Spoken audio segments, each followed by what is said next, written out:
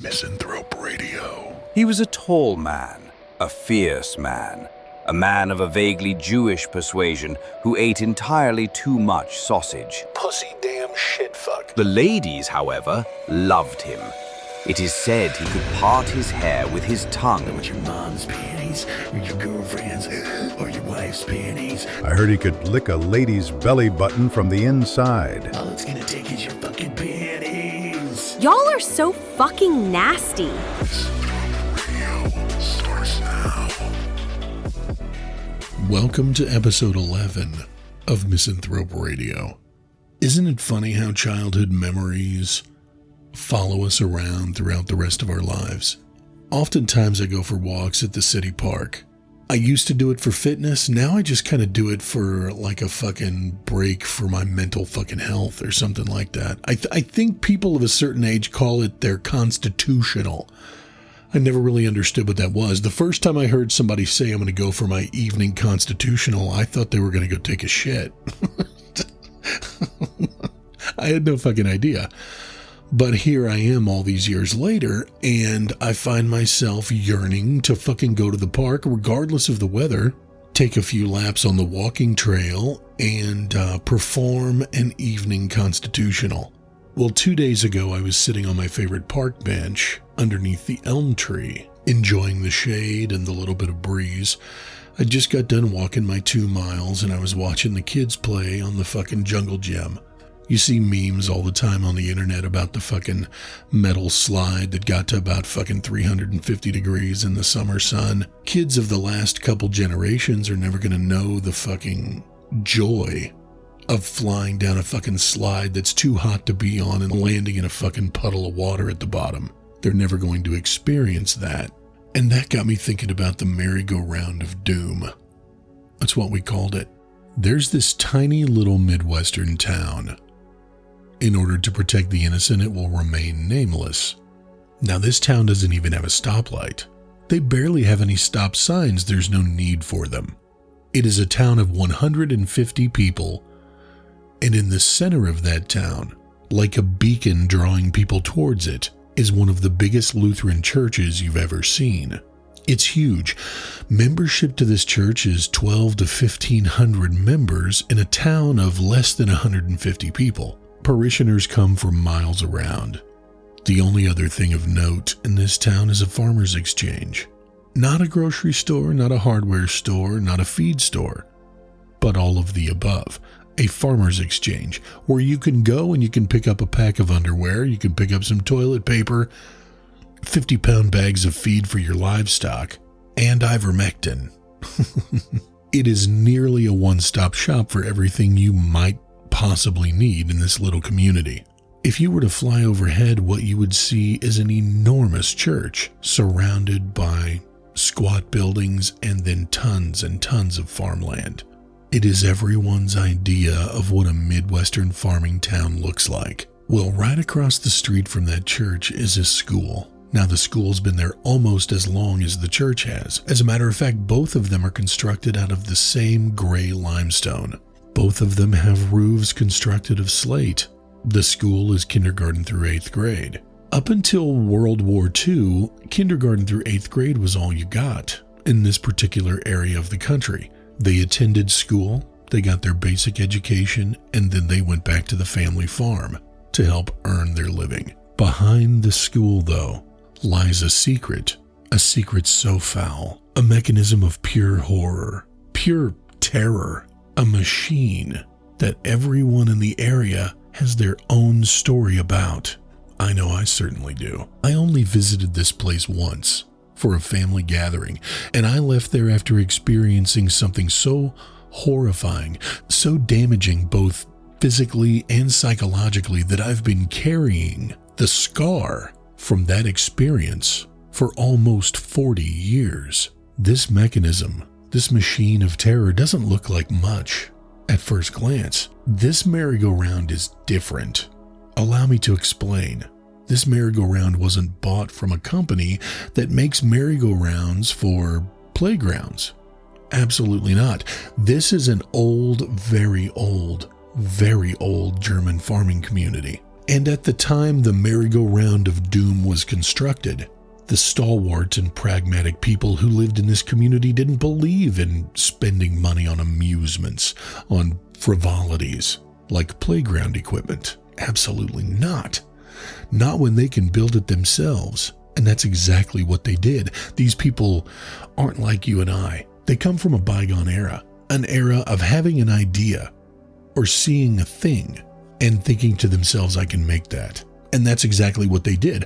All of the playground equipment located in the yard behind the school was constructed by the townspeople. The jungle gym, the swing set, the tetherball pole, everything on this playground was constructed by the townspeople, not bought from a kit, no. Industrious farmers, tractor mechanics, and craftsmen from around the area came together, designed, constructed, and mounted playground amusements to be used at the school. The swing set looked a little bit rough, but it functioned just like a swing set. The jungle gym looked a little bit rough. You can tell that it was welded together from pieces of scrap steel that they had laying around, but it functioned just like a normal-looking jungle gym. But the merry-go-round, that's a different story entirely. What those craftsmen, farmers, and mechanics managed to construct when they built that merry-go-round from scratch was a piece of perfect engineering. Absolutely perfect in every way. A little bit too perfect, as a matter of fact. The platform that you sat upon was made from 2x10s. It had a welded steel frame, chains connecting the welded poles to the center wheel. It didn't look like any merry-go-round you'd ever seen. The wooden platform, the vertical poles, the chains seeming to hold it all together. It looked like a medieval torture device. It looked like something that people die upon. I should have trusted my gut. My gut told me to stay away from it. My gut told me that's where you go to die. But I didn't listen. I was absolutely mesmerized by the rough appearance of that merry-go-round. My brother and I had the same thought. When we walked on that playground, we wanted to go nowhere but there. But my dad said, don't let the appearance fool you. It is not a fun, happy little merry-go-round. It is a mechanism of pure evil, of malevolence and rage. Well, that only piqued our interest more. I was a 9-year-old boy. My brother was 7. We walk up to the merry-go-round, and I remember stepping up onto the wooden platform, feeling how solid it was. Despite its appearance, its rickety appearance, at that, it didn't move, it didn't shake, it didn't cant, it didn't lean. But the simple act of me stepping onto the platform made the merry-go-round start spinning. And it didn't turn a little bit. That's the thing. It didn't just start to move and then stop. Like there was resistance. There was no friction. There was not enough friction to stop the turning. And I remember standing up on top of the platform, leaning up and over so I could look down into the mechanism that made the merry-go-round go round. And what I saw, and again, I didn't understand what I was seeing at the time, but all of these years later, I know what I was looking at. I was looking at the axle of a combine that somebody had mounted in concrete in the ground. And I remember seeing piles of axle grease coming out the top of the fucking mechanism where the center wheel was welded. And I remember looking at my brother going, this is going to be awesome. We sat down on opposite sides of the merry-go-round. One leg kind of wrapped around one of the vertical poles that we were also holding on to. The other leg draped off so we could kick off from the ground. So my brother and I, on opposite ends of the merry-go-round, anchored firmly to the vertical poles, were moving faster and faster and faster using only our free legs to propel us. One leg hanging off the side, kicking off, was enough to get that fucking merry-go-round moving really, really fast.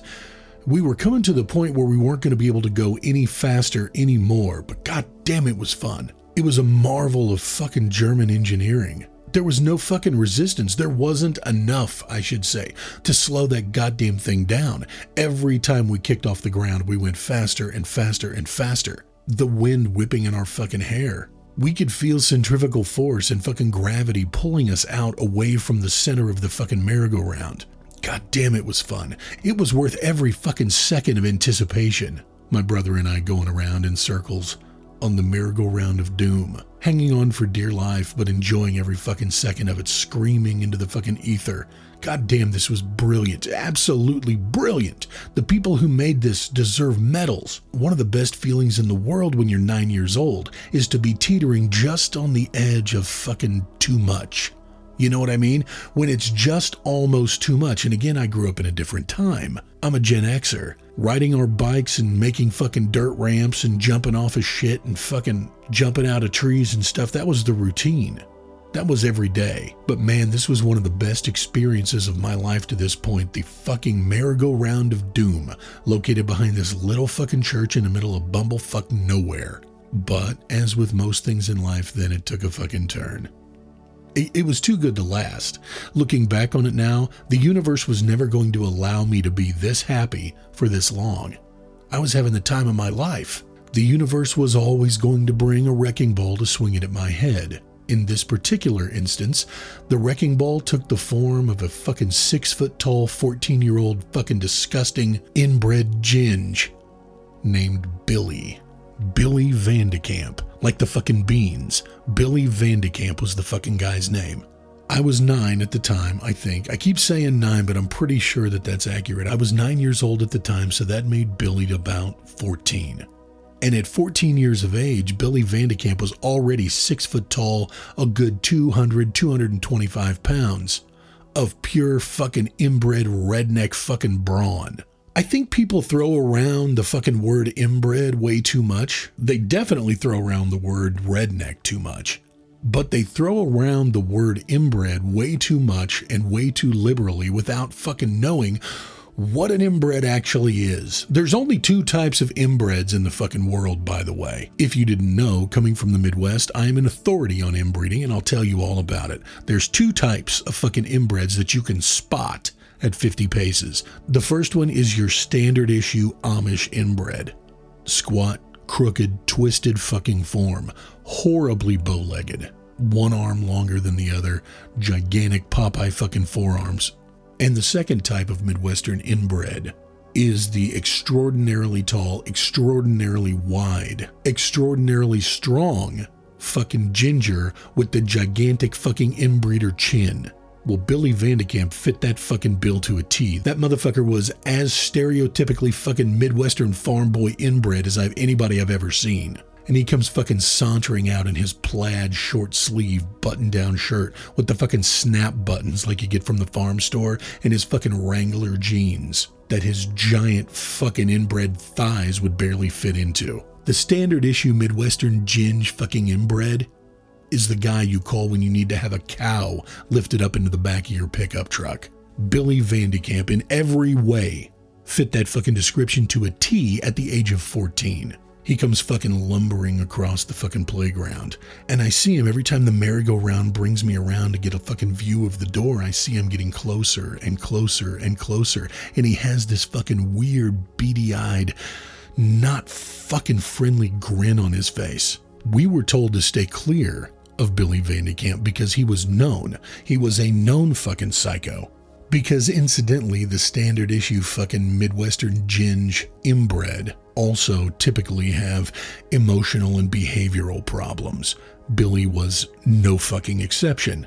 So back to the fucking spinning, we're going around on the merry-go-round as fast as our little legs could take us, which is very fucking fast. On the closest thing I've ever seen in my life to being a machine capable of perpetual motion. And Billy goes, "Hey boys, I'll push you." And I remember hearing that thinking this is not going to be good. And then you hear his fucking weird guttural fucking laugh as he starts grabbing the fucking vertical rails as we go by, pulling and pulling and pulling and pushing and pushing and pushing, faster and faster and faster and faster. And the screams of delight and excitement from my brother quickly turned to screams of uncertainty and eventually panic. He's struggling. He's struggling to fucking hold on. He's struggling just as hard as I am. And we're going faster and faster and faster and faster and faster around in a fucking circle on the fucking merry-go-round of doom with giant fucking Billy Vandekamp's redheaded fucking inbred ass laughing like a fucking hyena every time we go around. Next thing I know, my feet are hanging off the edge, and I've got the fucking vertical pole in the crook of my fucking left elbow with my right hand holding on to my left wrist, holding on for fucking dear life, listening to Billy laugh like a fucking psycho every time I come around close to him.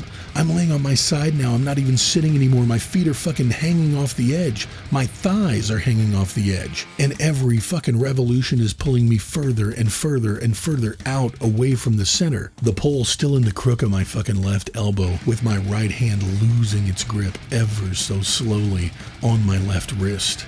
The speed and the force and the fucking pull of gravity is eventually going to win. Centrifugal force is going to win. I can't hold on forever. I'm laying on my belly now. My right hand's grip on my left fucking wrist has failed, and I'm holding on to the fucking vertical pole with both hands, both arms extended, my belly button now scraping along the edge of the fucking 2x10 platform. My entire bottom half is hanging off. My legs straight with the force of a spinning. I can feel my blood being pulled into my feet. I can feel my hands getting weaker because of the lack of blood being able to reach them. We're spinning so fucking fast, I'm barely able to hang on. And I look up over my head to check on my brother just in time to see him look up and catch my eye. Billy screaming maniacally in the background, knowing that he is teetering on the edge of 2 fucking murders. My brother catching my eye, and at 7 years old, he knew exactly what was happening. He looks up at me and he screams at me with this shrill voice that I will never forget as long as I live. We're gonna fucking die!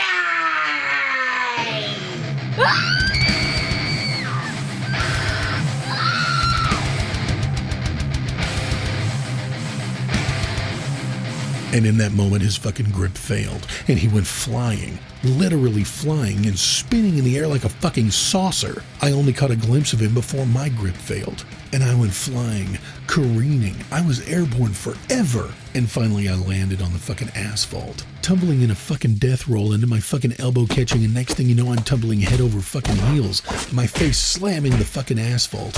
And then my ass, and then my feet, and then my fucking face, and then my ass, and then my feet, and then my fucking face, until I finally stopped falling. Broken, beaten, bludgeoned by the earth, laying there on that fucking asphalt playground. My jeans ripped, my fucking shirt in tatters, the tops of my hands bleeding. I have a fucking head wound, but I can't move. I lay there in a daze, and all I can do is fucking spit.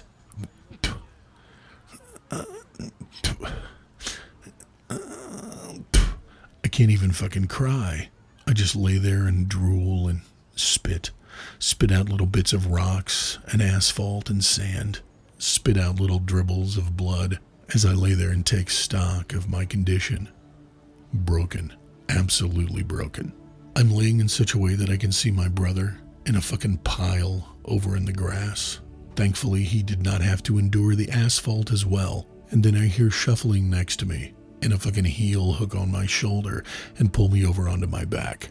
Standing over the top of me is Billy Vandekamp, with this evil, satisfied look on his face. He knew what he was doing.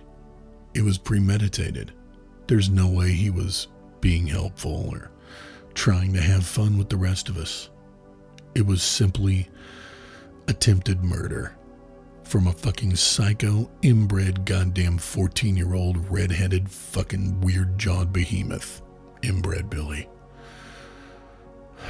That motherfucker.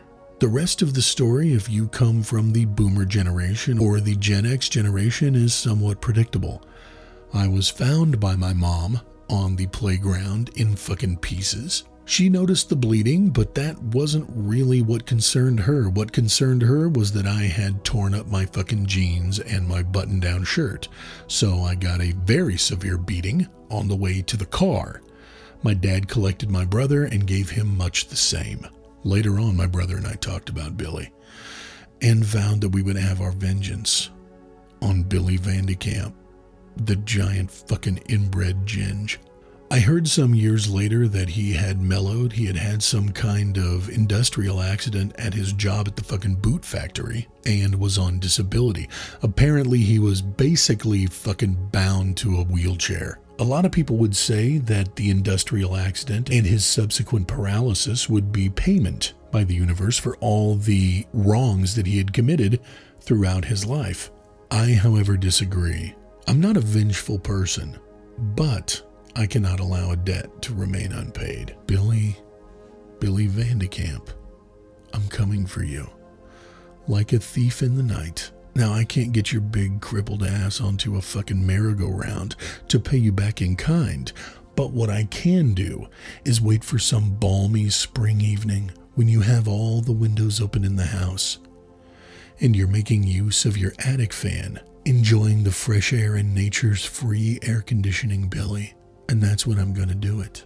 I'm going to fucking sidle up to your bedroom window about 2:30, 3 o'clock in the morning. The best chance that you are deep in a REM cycle around 2:30, 3 o'clock in the morning. And in your open window, Billy, the open window to your bedroom, I will be releasing a cobra. And then we will just let nature take its course. I'm coming for you, Billy. And when that cobra sinks its fangs into your soft, disgusting, alabaster white fucking inbred ginge skin, I hope you hear me chuckling. Standing outside your window, chuckling as you scream, as the neurotoxic venom shuts down your nervous system, and as its necrotic properties start eating away at your muscles and your sinew and your flesh. I hope you can hear me chuckling, Billy, right outside your window, growling your name. Billy Vandekamp. Do you remember? Do you remember the day you almost killed Lorenzo? Consider the debt paid. And what a glorious day that will be, Billy. Nothing can fucking stop it. Nothing. There's nothing you can do. There's nothing anyone can do to stop my vengeance. I'm coming for you, Billy. In the night, when you least expect it. On to the next segment. Segment 2. I fucked you over this week. I don't know if you've recognized that yet or not, but I put the fucking screws to you this week. First of all, you're only getting one segment. I usually do two. And secondly, I'm really fucking distracted because I changed microphones. I changed a lot of things actually, but the microphone is the most operative part of this fucking equation, the one that's the most noticeable part of the equation. In my effort to constantly improve the overall sound, parts and pieces, things that make this fucking idiotic podcast what it is, I fucked up. I think I fucked up. I'm not sure yet. What you heard today in segment 1 was the maiden voyage of my new microphone, the Rode NT USB. I switched away from the Shure MV51. It pained me greatly to fucking turn my back on Shure after all the fucking years I've been a loyal Shure fan. But they kind of turned their back on me first, to be honest with you. Now, I understand. You can't fucking keep making a product that nobody wants. I've bitched about how Shure discontinued the MV51 at least 4 fucking times in this podcast series thus far, and I'm absolutely positive I'm not done complaining. However, them discontinuing the MV51 and then fucking refusing to fix the one that I have has kind of put me in a position. It makes me feel like the company that I have supported for 20 years, if not longer, is now turning their back on me. They don't fucking need me anymore. They have the SM7B, which is an iconic fucking microphone outside of the world of podcasting. It was iconic before podcasters found it. But then Joe Rogan started using it and everybody wants to be Joe Rogan, so the SM7B obviously doing very well for sure. Well, then they made the MV7. The MV7 is the USB version of the SM7B. That's what they want you to think, but it's absolutely not the USB version of the SM7B. It's just not. It's not constructed the same. The capsule's not the same. The sound isn't the same. It's not as forgiving as the SM7B. It's just not this fucking same microphone in any way. Even if you use the XLR option on the MV7, it still doesn't perform like an SM7. It just kind of half-ass looks like one. Okay, I'm getting off on a fucking tangent. So they have the two most successful podcast microphones. They have the MV7 and they have the SM7B. So they had a line called their Motive line, which was the MV5, which I have, and the MV51, which I also have. And I think they had a wireless version, but who gives a shit about that? The MV51 is exactly what I was looking for. It was perfect in every way for me. I could do voiceover shit. I could read audiobooks into it. It was great for noise cancellation and noise reduction, and the vocal mode gave me the ability to podcast and sound as good, if not better, than someone using a traditional XLR setup with all of the fucking gadgets and gizmos. That's the quick and dirty version. Okay, well, as it turns out, Shure, having the two most popular fucking podcast mics on the market in the MV7 and the SM7B, didn't need the fucking MV51 anymore. I don't blame them. Why would you continue to make a product and support a product that nobody fucking wants? I get it. I understand. Why did Olive Garden stop making the Italian scallion appetizer? Because nobody fucking wanted it. I'm not saying that they had to keep it around for me, but when I reach out to them and say, hey, the USB connector on the back of this MV51 is getting just a little bit fucking loose and it's going to start giving me problems. Can I send it in for you guys to fix? And they say no, because they no longer sell that product. What do you fucking mean? Okay, so you don't sell that product, but it's still got your fucking name on it. Like it's still a Shure microphone. Are you telling me that you won't fix it because you no longer make it? And they were like, yes. And they suggested I find some kind of fucking computer repair guy, or maybe see if Best Buy will repair it for me. What the fuck? So then the thought process, still being loyal to Shure, that wasn't a deal breaker for me. Still being loyal to Shure, I fucking started looking for another MV51. And you just about can't buy them new anymore from a reputable company. Because the moment Shure stopped supporting them, they yanked them back off the shelves and had them sent in where they're going to fucking melt them down and turn them into other microphones. I don't know exactly how it works. But you can still find them. Sure, you can still find them brand new on the internet. But the reputable companies that were carrying them, and I'm talking about Musician's Friend, Guitar Center, hell, even Walmart.com, Target.com, Amazon, all of these different companies that sold them no longer sell them. They have third-party vendors that sell them, but you're kind of fucking on your own there. You know, buy at your own risk. So I thought, okay, well, now what? The MV7 obviously doesn't work for me. As a matter of fact, I fucking got rid of it. I have no interest in buying an XLR microphone. I don't want a Shure SM7B. Even though it was my favorite fucking microphone I ever used in radio, I have no fucking desire to go through all the bullshit and expense of assembling a fucking traditional XLR microphone to mixer, to preamp, to compressor, to processor, to interface situation. I don't want to fucking deal with that. First of all, I'm not going to spend that kind of money on this fucking hobby of mine. And secondly, I just don't want to fucking deal with it. I would have to fucking construct a room in my house specifically for the rack full of shit that I would have to have in order to make that XLR microphone sound the way I want it to. So that is why I say Shure kind of turned their back on me before I turned my back on them. They shut me out. They stopped making a product that would work for me. It's not their fault. It's not my fault. It's nobody's fucking fault. It just is what it is.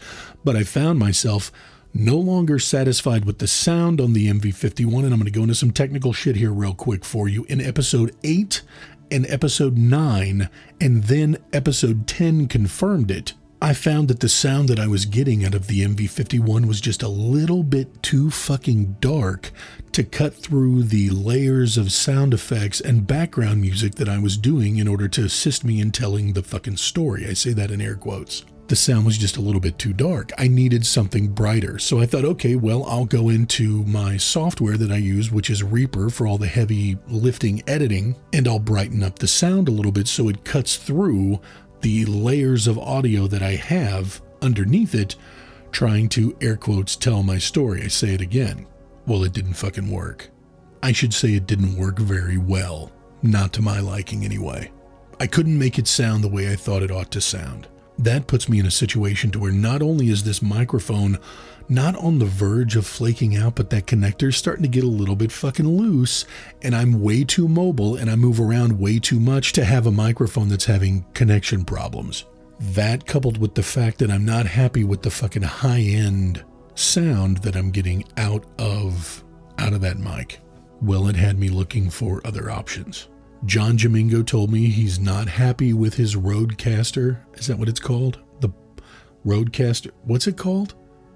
The Podcaster by Rode? Is that what? I don't fucking know.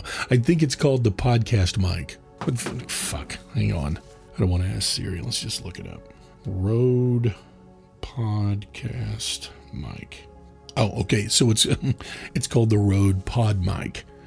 John Jamingo said he's not happy with it. He said he doesn't like the way it sounds, so I'm definitely not going to fucking buy it. However, I started researching, and then I jumped on X and I actually asked Rode, here's my conundrum, and I told them the entire fucking story that I just told you, without all the fuck words. And I said, I dabble in voiceovers, I do the occasional audiobook, I fucking podcast. I want to be able to do all three of these things with the same microphone and sound really fucking good doing it. And this is the really cool thing about what Rode did. They talked to me about my setup. They're like, okay, what software are you using? What computers are you using? Let's talk about the treatment on your room and all this stuff. They asked me all these questions, which I answered, and they said, okay, our suggestion is the Rode NT USB, which the Rode NT is a fucking famous studio mic. I mean, fucking famous, world famous, renowned, has been for a really long time. Well, Rode decided to make a USB version to try to tap into the market of cheap fucks like me who want really good fucking studio quality sound, but don't have a fucking studio and all of the fucking gear that goes into it. Okay. I say, anyway, I bought the Rode NT USB. I feel it important to say that I'm not being compensated for this. I don't know why. Because, well, I guess I do know why. Because what I did was I just went on a fucking testimonial about, how helpful Rode was in my process of selecting. Because I'm fucking nobody. You know what I mean? I'm John Q fucking podcaster. There's only 4.5 million active podcasts right now on the interwebs. Who am I? Nobody. But they took the time to talk to me and sell me on their product, so I fucking bought it. And incidentally, it's what I'm talking to you on right now. But I say all that to say I fucked you over this episode. First of all, you're only getting one segment and then me talking about gear, right? But secondly, and most importantly, I was so fucking distracted while I was recording that segment, and hell, even this one, because I'm using new shit and I'm having to talk into a fucking pop filter because I simply do not have the skill required to operate this fucking mic. They didn't fucking tell me that. They didn't tell me that the fucking training wheels are off, kitty fucking playtime's over. You're actually going to have to know what you're doing in order to use this fucking microphone. That should have been on the website, like the first thing you see. Don't buy this if you suck. So it took me forever to record segment 1, which is why you're only getting one segment in episode 11. Because I kept having to re-record and re-record and re-record because all of my P's and my B's and my fucking S's and everything was too sizzly and poppy and bitchy and bouncy. So anyway, I apologize, but like a kid with a fucking new toy, I couldn't just let it sit there while I finished episode 11 and 12 to wrap up fucking season 1 with the MV51. Having said that, it's entirely possible I'm going to go back to the fucking Shure for episode 12 so I don't have this distraction and crazy horse shit going on while I'm trying to fucking be stupid and tell dick jokes. I apologize. Fuck you, but I apologize. I'll do better next time. Episode 12 is going to be, I'm not going to say it's going to be epic. Episode 12 is going to be fairly good. Episode 12 is, we're going to really fucking not step on our nuts in episode 12. Okay? We're going to fucking go at least 80% in episode 12 of Misanthrope Radio. They can't all be home runs. Fuck off. All right, well, let's wrap it up. I hope you enjoy Misanthrope Radio overall. I'm not going to ask you to enjoy this episode because, frankly, it's not great. I just explained why. Get off my ass. All I can hope, though, is that you're digging it. That's, at the end of the day, that's really all I want. I've been talking to AI quite a bit about promoting podcasts, and the best way to go about doing it. And that's something I'm really going to get fucking interested in once I get season 1 in the can. Once season 1 is done and wrapped up, I'm really going to fucking spend the time that I would normally be recording and editing, and I think I'm going to spend that time focusing on the marketing side of Misanthrope Radio. See what we can get done there. I have some merch on the way, and while I'm not going to sell it to you, I will give it to you. Once I get the stuff in hand, I'll put it out here on the podcast and say, hey, give me a shout. If you're interested in some fucking free gear from Misanthrope Radio, give me a fucking yell. Slide into my DMs, and I'll hook you up. Free of charge. Hell, I should be paying you to fucking wear the t-shirt. Thank you again for joining me for this episode of Misanthrope Radio. Until next time.